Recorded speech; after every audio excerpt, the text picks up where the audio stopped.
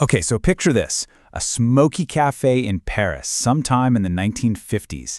The air is just thick with the smell of coffee, cigarettes, and this really big question that has been bugging people for, well, forever. And right there, at one table, a philosophical showdown is about to happen between some of history's biggest thinkers. Let's grab a seat and see what's going on. And this is really the heart of it all, isn't it? This is the central problem we're unpacking today.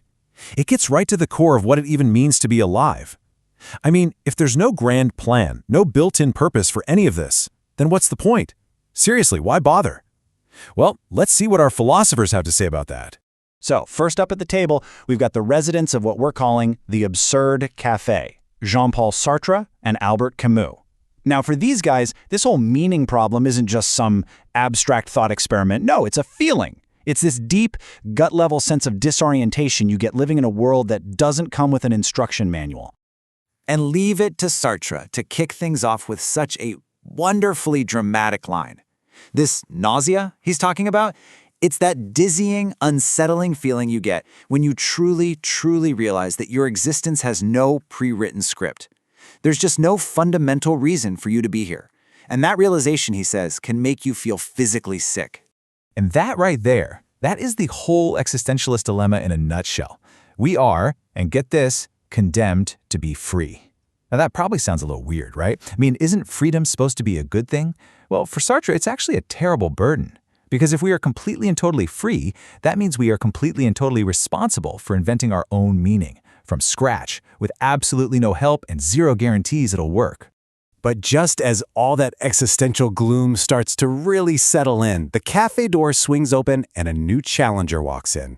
This guy's from ancient Greece, he's rocking a toga, and he has a radically different and way more cheerful take on the whole situation. Everybody, meet Epicurus. Man, what a difference, huh? Epicurus looks at the exact same indifferent universe and comes to a completely opposite conclusion. He's like, so there are no cosmic rules and the gods don't care? Great! That's not a burden, that's a license to enjoy ourselves. For him, the goal isn't to wrestle with this idea of nothingness, it's to fill the short time we have with as much joy as we can.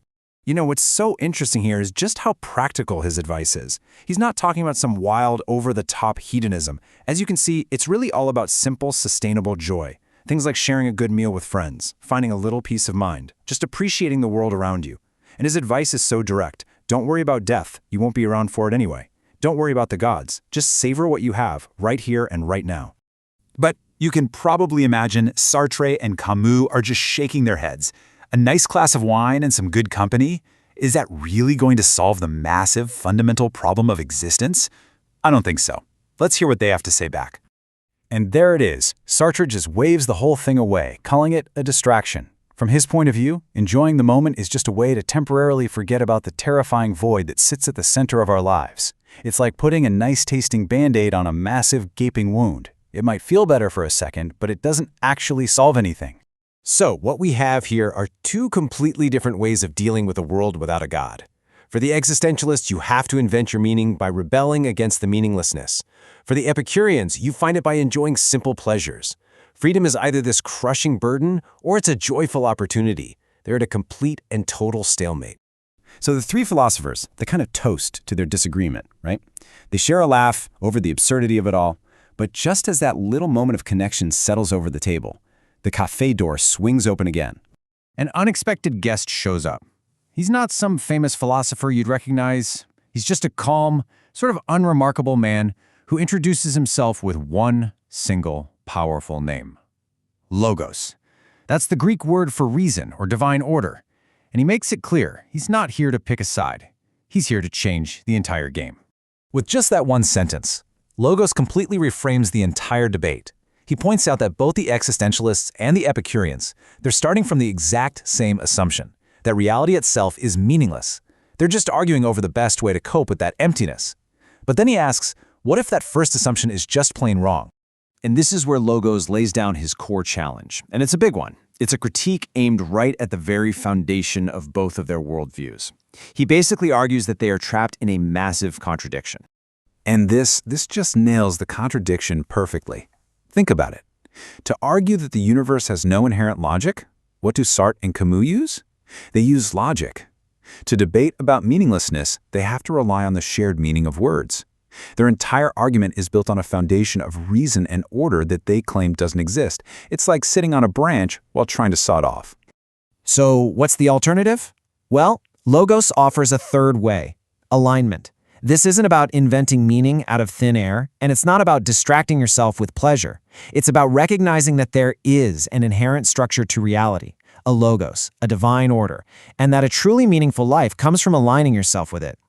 Let's look at how this just completely flips their key ideas upside down.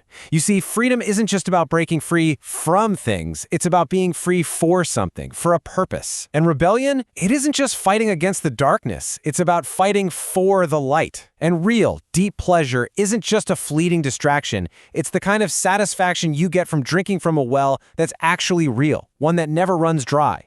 And after completely upending their entire conversation, Logos just stands up, wishes them a good evening, and leaves. The effects on the other philosophers is immediate, and it's profound. And this is the real kicker.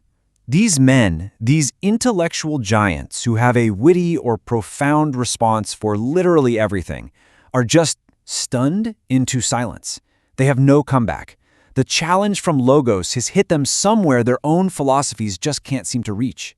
And he leaves them, and he leaves us with this one final, piercing question.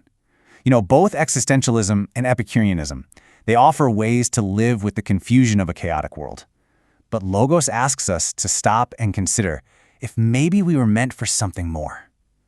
Is confusion the final destination?